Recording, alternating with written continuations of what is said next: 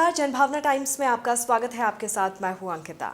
देश को आज नया उपराष्ट्रपति मिल जाएगा। उपराष्ट्रपति चुनाव के लिए संसद भवन में वोटिंग शुरू हो गई है और शाम 5 बजे तक वोट डाले जाएंगे। इसके तुरंत बाद वोटों की गिनती की जाएगी। देर शाम तक निर्वाचन अधिकारी देश के नए उपराष्ट्रपति के नाम की घोषणा कर देंगे। इस बार मुकाबला राष्ट्रीय जनतांत्रिक गठबंधन के उम्मीदवार जगदीप धनखड़ और विपक्ष की संयुक्त उम्मीदवार मार्गरेट अल्वा के बीच है।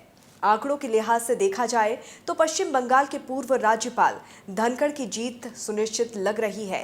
आपको बता दें कि सदन में दोनों सदनों को मिलाकर कुल 788 सदस्य हैं। आंकड़ों के हिसाब से एनडीए कैंडिडेट और पश्चिम बंगाल के पूर्व राज्यपाल जगदीप धनखड़ की स्थिति मजबूत दिख रही है। मार्गरेट अल्वा उनको टक्कर दे रही हैं।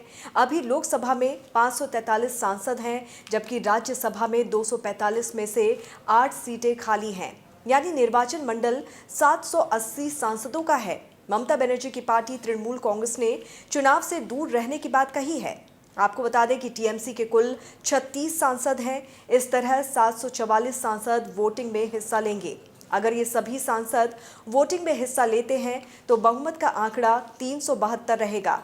भारतीय जनता पार्टी के अपने 394 सांसद हैं। ये संख्या बहुमत के आंकड़े से ज्यादा है। इस तरह से देखा जाए तो बीजेपी अकेले ही जगदीप धनखड़ को जीत दिलवा सकती है।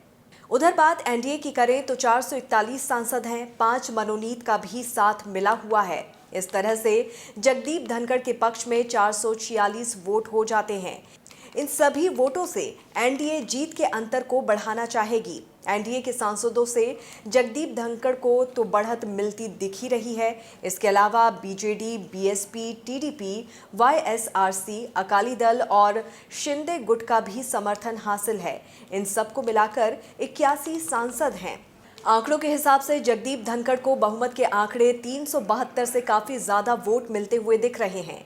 ये आंकड़ा करीब 70% के करीब रह सकता है। पिछले उपराष्ट्रपति चुनाव में एम वेंकैया नायडू को करीब 68% वोट मिले थे। इस हिसाब से माना जा रहा है कि धनखड़ इस चुनाव में वेंकैया नायडू को पीछे छोड़ सकते हैं। वहीं दूसरी तरफ यूपीए की उम्मीदवार मार्गरेट अल्वा के पास कांग्रेस, डीएमके, आरजेडी, एनसीपी और समाजवादी पार्टी के वोट हैं। इन पार्टियों के वोटों की संख्या 139 है। इसके अलावा झारखंड मुक्ति मोर्चा, टीआरएस और आम आदमी पार्टी ने भी अल्वा को वोट देने का फैसला किया है।